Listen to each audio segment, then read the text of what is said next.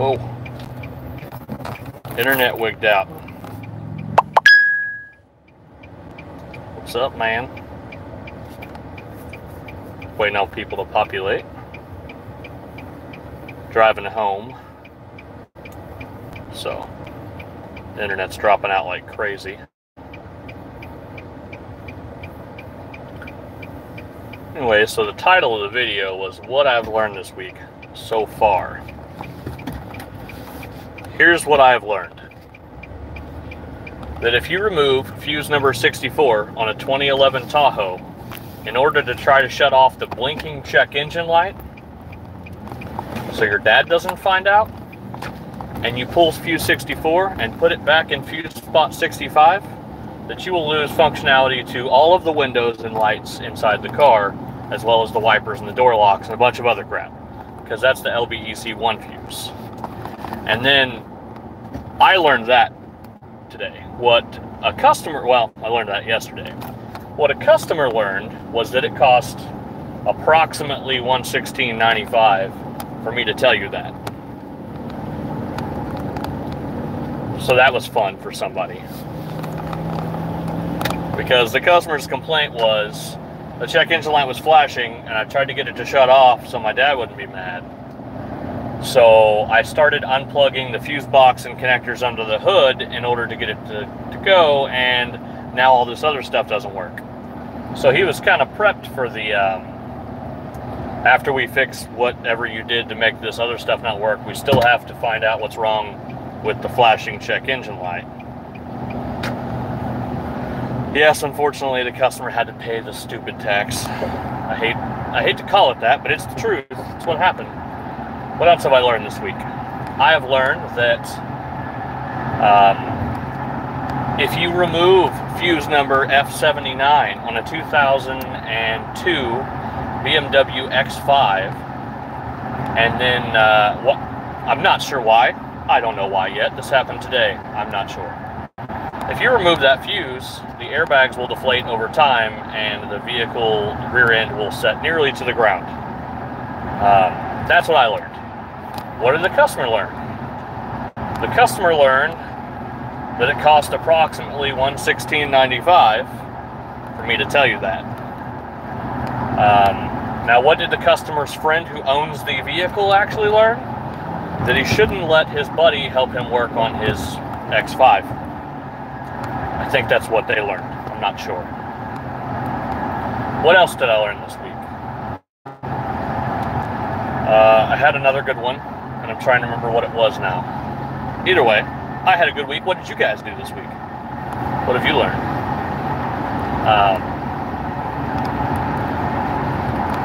Oh, what was another good one?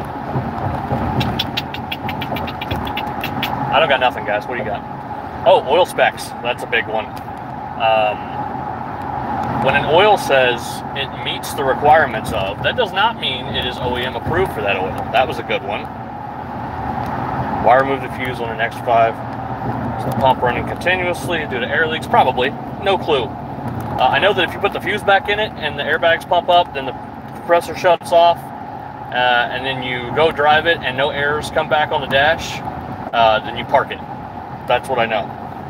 And then you wait for the customer to decide what he wants to do at that point. So that was not the only problem with the vehicle. That was the problem that the customer was concerned about.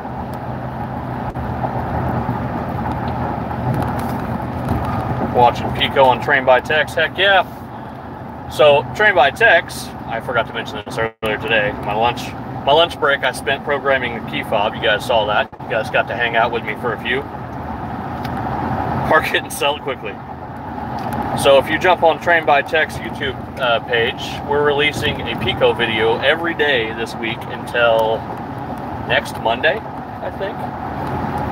So we're pumping out some serious content for you guys. So Train by Tex YouTube page. I think I'm sharing a video tomorrow. I don't know. Something like that. I don't remember. I'll have to look at the schedule. And I just literally got a message just now saying that I have Yeah, I bet it's when I'm supposed to do it. So it's probably one of the guys watching here just telling me what day I need to. It's probably tomorrow. I probably should look at the schedule. So we'll see. So that's some good stuff coming out. Diagun 4 seems to have the full feature of the Launchpad 2. Yeah, that I'm aware of, Gaston. It's an X431, so it should have everything that all the X431 has. All the other X431s. The Pad 2, the... what's the other X431? It's a Torque, I guess. So anything with the X431 software should have all the same stuff, supposedly. We'll see. I don't know. But remember, guys, the Diagun 4 is not a U.S. launch tool. It is a China launch tool. So there's a distributor named King Bolin, who is the only authorized distributor of this. And I think what happened was they got licensing from Launch to sell the X431 Diagun 4 as their platform. So it's their hardware with Launch's tool. And I'm totally making this up. I have no clue. Just based on the fact I can't find the tool anywhere on the Launch websites, except for the King Bolin stuff. But it's a Launch tool because I had to register mine to the Launch website. So, I mean, the serial number came up valid and everything. So, I don't know. We'll see. So far, it's not letting me down for the price. I mean, I think there was like a finicky thing here and there where it didn't work on something. I don't remember what it was. It didn't break my heart because I think my Autel didn't work either. So I wasn't too upset by it. And then, let's see, what else? So don't forget the Train by Tech stuff. Then also check out the Train by Tech's Facebook page. Still got that raffle going on for the pulse pressure transducers. And then we got a massive surprise in store. Biggest surprise yet. I don't know when you'll hear about it, but you guys will hear about it soon. Android phone running launch. Exactly. It is literally just some random Android phone with X431 software on it. I have successfully adopted the software to other hardwares, so we'll have to see. Anyways, big giant Train by Tech news coming up soon. So stay in touch for that one. Stay around the Facebook page, and let's see what else. Super Saturday training event. Don't miss it. Man, I've got a ton of stuff going on. I just got done doing the 6.7 Power Stroke Diesel class for CTI. I just took that class. That was great. I took the Start-Stop Technologies CTI class a week ago at a training event. That was awesome. Took the AES class. That was really good. I took the Napa Start-Stop Technology class. The CTI class I took for Start-Stop Technologies was just GM. I took the Napa one. It was all the models, a lot less concentrated information, but it covered all the different brands out there. I was impressed with that, so the Napa class was good. I've got, let's see, today is the 3rd. The ATG class for Tulsa area is coming up, the GM Code Diagnostics, GM Drivability and Code Diagnostics class for ATG. So if you're in Tulsa, which there's like one person that watches my channel from Tulsa, we now have a Tulsa area ATG rep, so that's awesome. So you guys got to get on board with the ATG training. The ATG stuff is expensive compared to some of the other trainings. It's like $209 a class, I think. But the book that it comes with is 100% worth the money. That's legit worth the money. So, let's see. I got the Napa variable valve timing class coming up. So this month, I had training the 1st and the 2nd, yesterday and the day before. That was CTI. I've got training next Wednesday. That's an AC Delco class. Never taken an AC Delco class, so we're going to see how that goes. Let me know in the comments what you guys like about what's your favorite training provider. And then the following Thursday is the VVT class for Napa. And then that's the 11th. And then the 12th, I fly out for Philadelphia to go to Super Saturday. So that's going to be awesome. You guys have got to make it if you can. Then the 14th, I fly back. And then the 17th and 18th, we have the ATG training here in town. And then so far, that is my training calendar for October. So a crap ton of training events. What else do we got? I don't know. So I'm forgetting a ton of things I'm supposed to tell you probably, and either way, go to the Train by Tech's YouTube page, check out the Pico videos.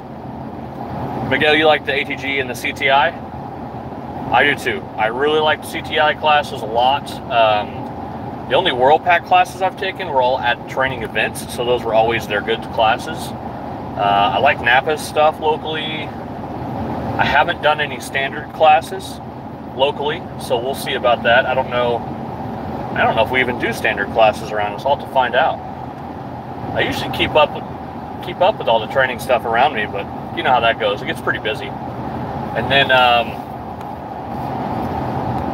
what are the other classes you guys like? Come on, comment. There's like 12, 13 of you guys in here. 27 of you guys in here. Somebody let me know what their favorite training. ATG. Raymond likes ATG. I'm telling you guys, if you can muster up the money for an ATG class, do it. James likes the AC Delco classes. That's good. If you can pay for an ATG class, it's worth it. They sell the book for 110 bucks online, depending upon, they don't sell all the books. So some of them you have to go to the class to get the book. The book's like 1.5 inches thick, and it's sold and produced as a training manual that's standalone. So the book is worth buying on its own. You won't lose any information. You're not going to be lost in the book. It's designed as a manual.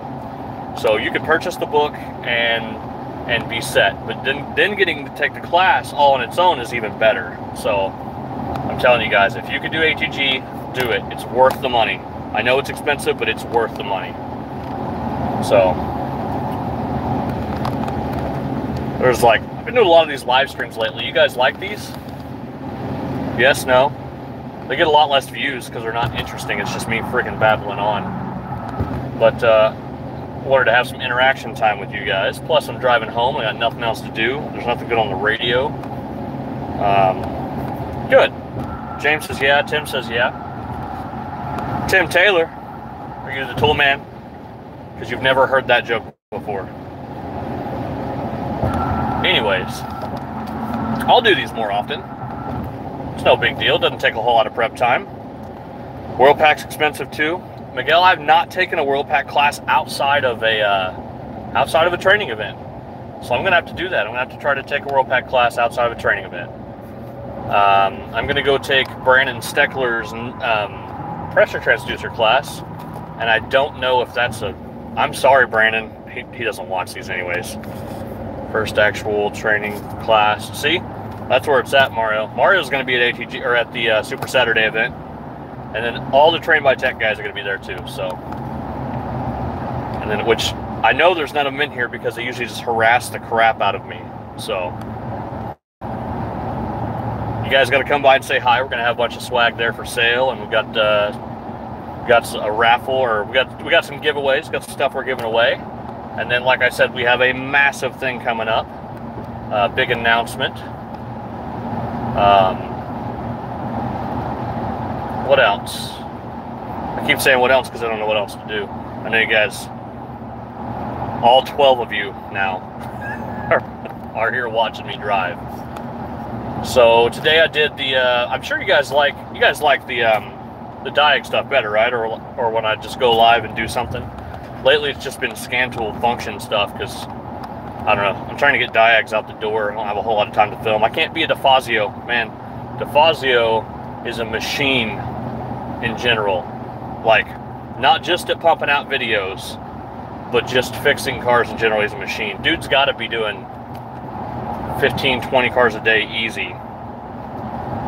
And then he shows up. Says lies. DeFazio says lies. Whatever, man. You're a freaking machine. That dude's up till like 3, 4 o'clock in the morning fixing cars. The rest of us have to get our sleep. Diagnostic junkie. That's where it's at. So who else? Anyone else going to be at Super Saturday or any other training events?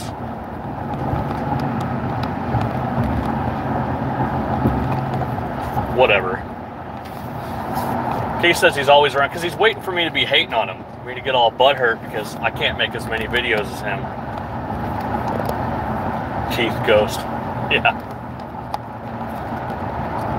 We'll do a live stream. I'm going to make Keith do a live stream while we're at Super Saturday. It'll probably be 5 minutes of us making fun of each other on each other's live streams. We're going to do it. PA this weekend, Super Saturday next. That's right. I'm not going to be at the event before Super Saturday, but, you know, Keith, you're like an hour and a half away from there, so. What's going on, Richard? Oh, hey, Pico. I didn't even see you on there before. But, and Keith, you're like, what, like an hour and a half away from Philly? No, you're like 2 hours away, right? Easy travels for you, yeah. I'm like, I have no idea how far it would be to drive, but I'm in northeastern Oklahoma, so I'm a little far away. Oh, phone says battery power at 15%. Oh, so I got a new phone. Has the live streams been better the last week or 2 weeks? I've been doing live streams. Of like the resolution been better? The streaming look better?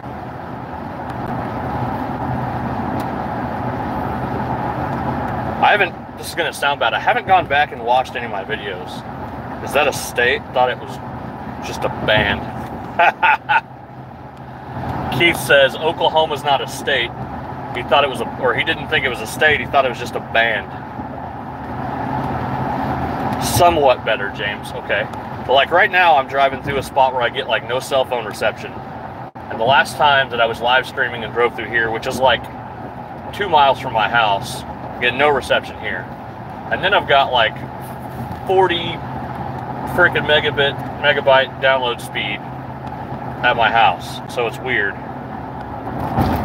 Oh yeah, definitely. It doesn't make it any better. Definitely still ugly.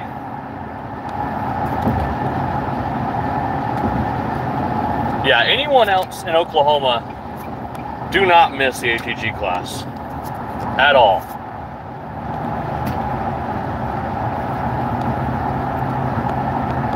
Sorry, I gotta watch. I'm actually driving, so I still need to pay attention to the road.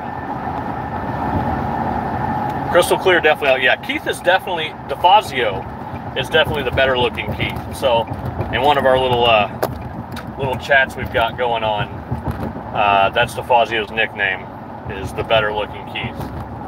I am the more expensive Keith because you guys do not even realize the amount of cheeseburgers it takes to get to this size.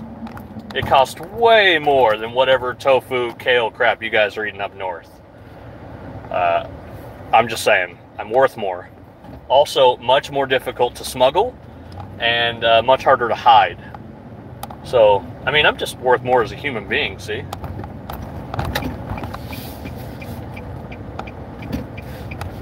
Oh, when you dress up, DeFazio? Okay. I guess you do have a pair of shoes that's worth more than me. Hat. It's definitely the hat.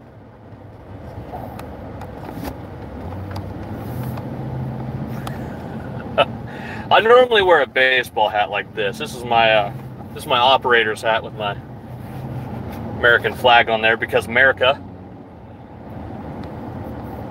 So Rudy was asking what class. Rudy, Rudy is local to me.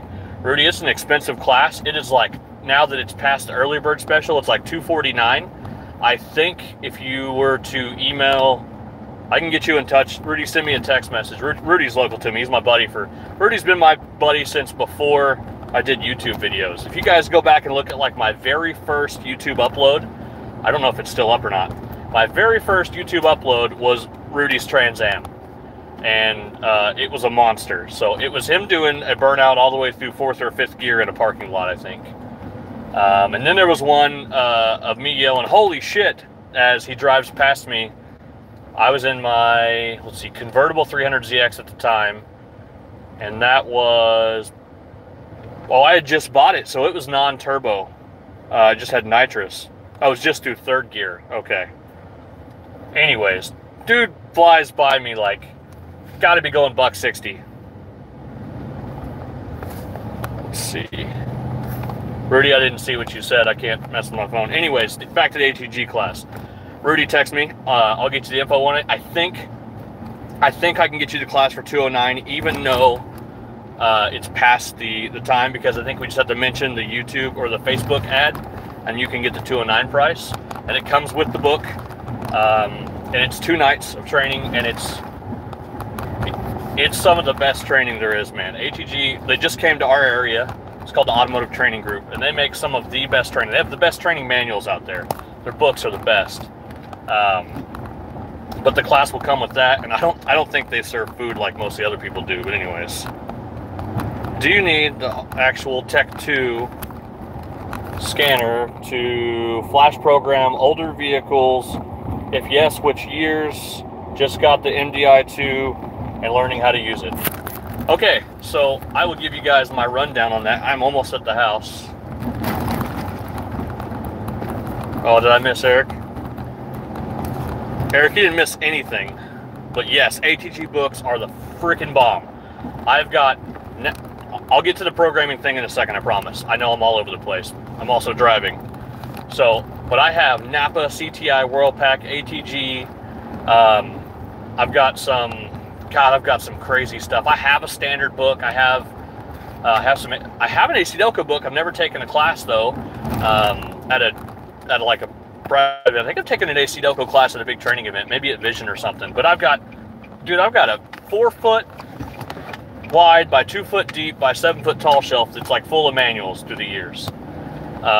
And I still use them quite a bit. Yeah, I'll drive U-type, Keith. Anyways, to do, so with the Tech 2, just hang with me on this. So you don't have to have a Tech 2 to do most of the programming.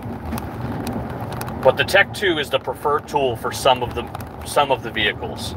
So I'll say this. How many? I'm so confused. Heads up for the comment. Me too, I need a heads up on my freaking dash.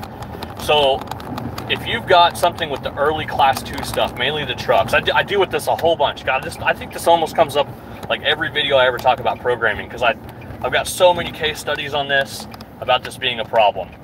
Some of the early class 2 vehicles, like 2002 or 3 to 2006, Trailblazers, Suburbans, trucks, a lot of those that are running an early class 2 system, the newer J-boxes operate at such a fast speed, they're really likely to cause network collisions because of all the data that's being transferred really fast. So there's a couple ways around this.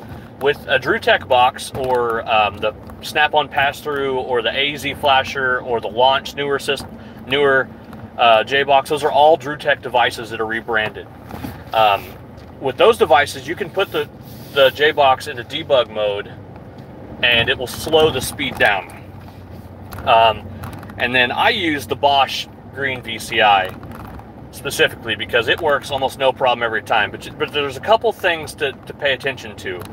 Like if it's got an aftermarket radio, unplug it. If it's got a whole bunch of aftermarket accessories, it's probably just going to fail with a J-box. You're probably going to have problems.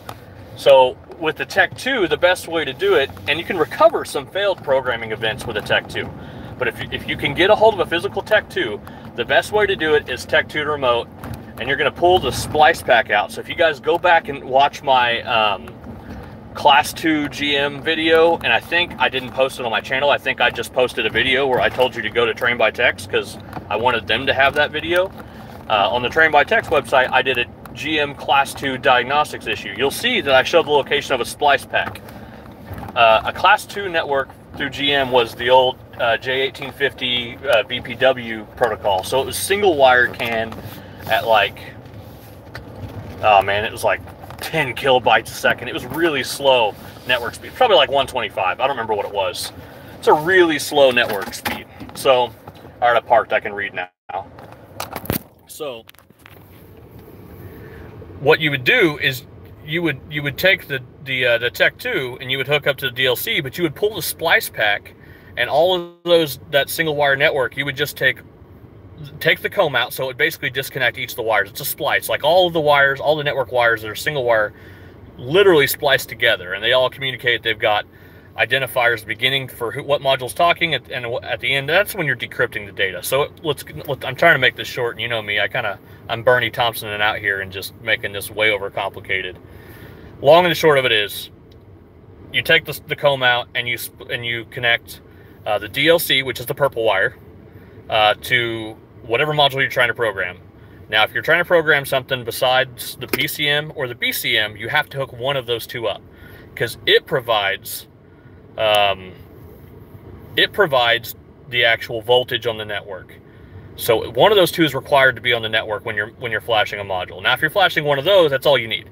So you're basically taking everything off the, it'd be the same as going to each module and unplugging all the modules on the network. So all you have left is the one module. So you're not trying to send messages through the whole network and have network collisions at all different baud rates and speeds. So if you take the comb out, splice the purple wire to the green wire if it's the PCM, the BCM is some color I don't remember that Keith is going to remember, so he's going to put it up there. Most of them he'll remember, like whatever, he knows it all. Anyways, you'll splice that module in, then you'll use Tech 2 remote. So you'll go through like the SPS flashing like you're going to do a normal GM update, and then do you have heads up on those glasses? These are the Oakley crankshafts. So my neighbor down the road, Jesus, I'm so distracted right now. I promise I'll finish my Tech 2 story. My neighbor down the road is a optometrist, and he, these are old discontinued ones, so he was selling them like dirt cheap not too long ago. So I picked up a pair really cheap. But James is an awesome guy, so I'll support him anytime I can. This thing is saying low battery, so I'm probably going to lose you. Oh no, 10%. We got time. I can babble on about the Tech 2. Anyways, go into SPS. When you select your J-Box, select Tech 2 remote. And then you'll go, plug in your Tech 2. You're going to have to get like a serial to USB or serial to RJ45, which is a network cable, if you have a PC with a serial cable. If not, you can do a USB to RJ45 connector. I think that's what Keith's using. I don't remember. Anyways, so you turn on the Tech 2, go into flash programming mode. It's going to tell you to download the file. 10,400 bits per second. Thank you, sir. Class 2 modules could also be programmed to 4160. See, Eric knows all this stuff too. I was trying to keep it super low technical, because I tend to babble on all the time, forever, always, no matter what. Always. So try to keep it as low profile as possible. I can't do a short story. We've been talking for like 45 minutes now. Anyways, you Tech 2 remote programming, got a video for that. Too much info, Eric. Yeah, I'm trying. It's so much info. I wrote if you go to the trainbytex.com website, I wrote a freaking article about this, and it is a wall of text. I tried my best, but it's pretty bad. And then I also put that article on Diagnostic Network. Anyways, SPS programming. Select Tech 2 remote as your VCI device. Go to normal. Don't do VCI flash programming. It will program the flash into the Tech 2, and it will say programming complete. That did not complete the flash to the car.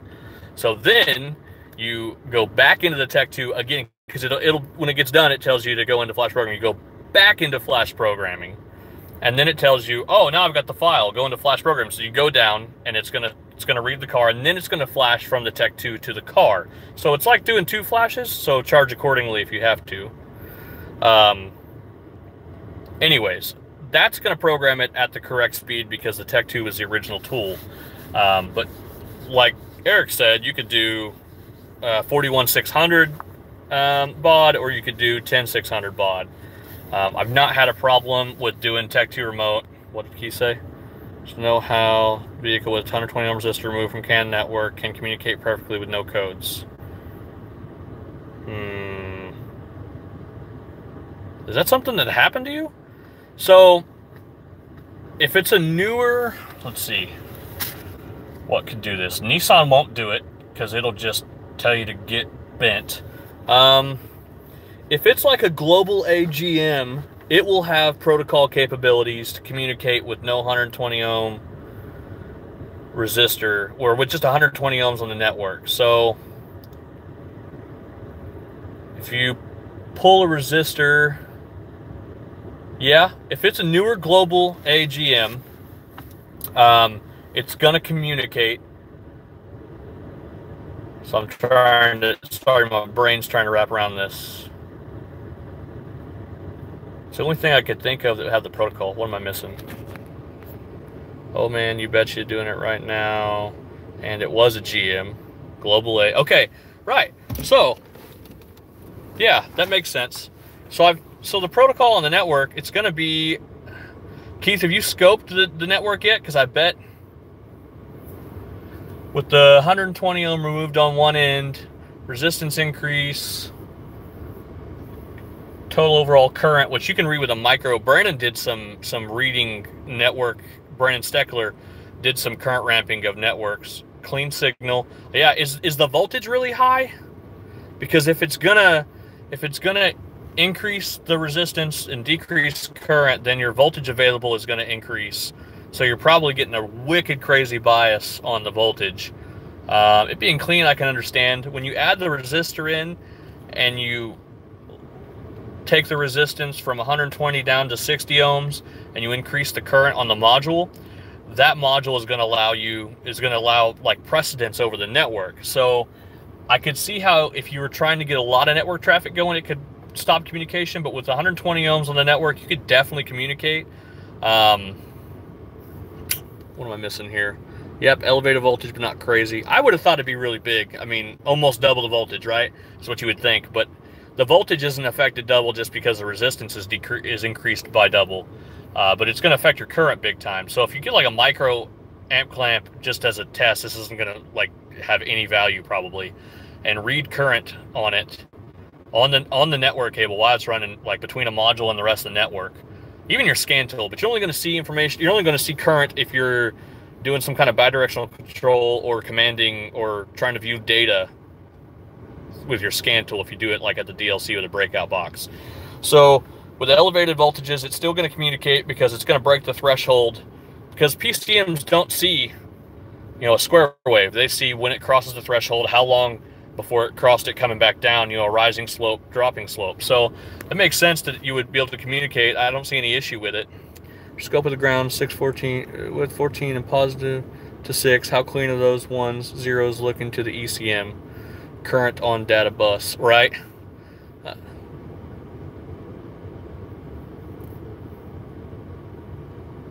How clean are those ones and zero looking to the ECM?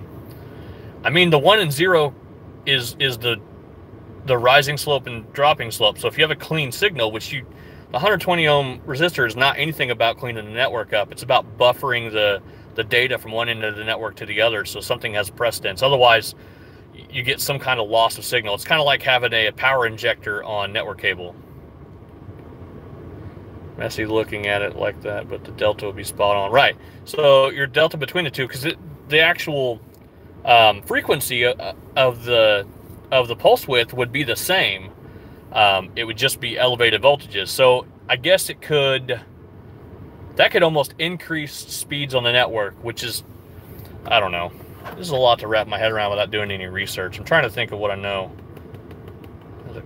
Nope, clean as a whistler. Okay, so it's a good, solid, clean signal. What are you scoping it with though? Because if you're doing if you're using a snap on, it's going to look clean anyways, even if it's cruddy, because it's going to alias so much of the signal.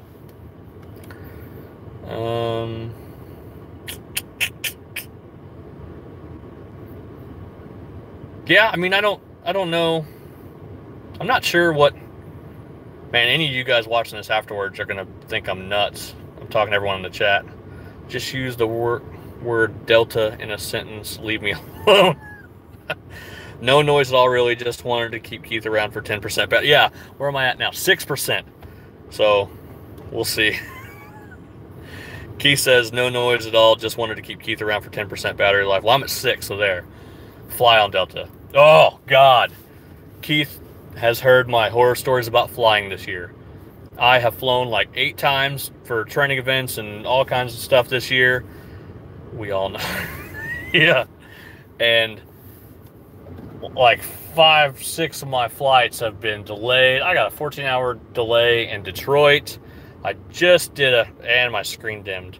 I just did a flight to Houston, to Bush International, and that was delayed like 3 hours coming home. Going there was delayed. I think every flight I had has had some kind of delay except for my one flight I had on American this year. And I'm going to, when I go to Super Saturday, I'm flying American. So just, guys, come on, keep your fingers crossed for me that I get there on time. I'm leaving. I have a 5:45 a.m. flight on Friday to make it to Philly by Saturday morning. I just got to get there by Saturday morning. I mean, the hopes is that everything goes good and I'm there at like noon on Friday. So, and then I'm flying out Sunday at like 6 o'clock in the morning. Keith sends me $2. Thanks, Keith, for the super chat. Send me $2 for extended battery fund. Yeah, I got an S9 now, so it should be better. I was rolling on like an S6 before this. Later, guys. Got to run. See you later, Mario. We'll see you Saturday evening. Right? Wife just takes her broom. Richard. That's funny. So, I totally forgot where I was at. Play more Candy Crush waiting on the plane, you know. Oh, dude, I have a 24,000 milliamp battery backup. I did not play around. When me and the wife went to Europe, it's in the house somewhere. When me and the wife went to Europe, I freaking ordered a 24,000 milliamp, which I was reading everything I could, and it was the largest battery backup you could get through security without a whole lot of troubles. Let me, oh, it says rotate device. I swear I had it in here somewhere. It's massive. It's got 3 charging ports. Here we go. It is a LQQB storage. And it's got a little battery life meter. I'm sure it looks like one of those big ass vaping batteries. So it's charged right now. It's got 3 ports at the top. So it charges at, I can't see anything. Battery's dark. Something unzipped and he said, Matt. Keith.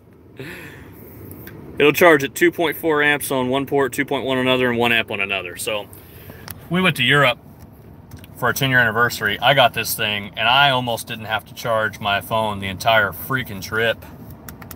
So this thing's awesome. I'll put a, I have no idea. I got it on Amazon. I'll put a link in the description or something down below. And guys, oh, data usage warning. I should probably turn on Wi-Fi too since I'm by the house. Where am I at? 4%. Used a bunch of data. I'm sitting in my driveway. The wife's gonna be mad. Like, subscribe, comment. We'll see you guys next time. Join Patreon if you want to help. I'm not even reading comments anymore. That's Brian. It's definitely Brian on the Train by Text account. Like, subscribe, comment. We'll see you guys next time. I'm gonna go charge just to beat. Oh man. All right, forget it. I got a charging cable in here. What are we doing? See you later, guys. There we go. Plug the phone in. See you guys later. I don't know how to end it this time. Bye. Now I can't shut it off.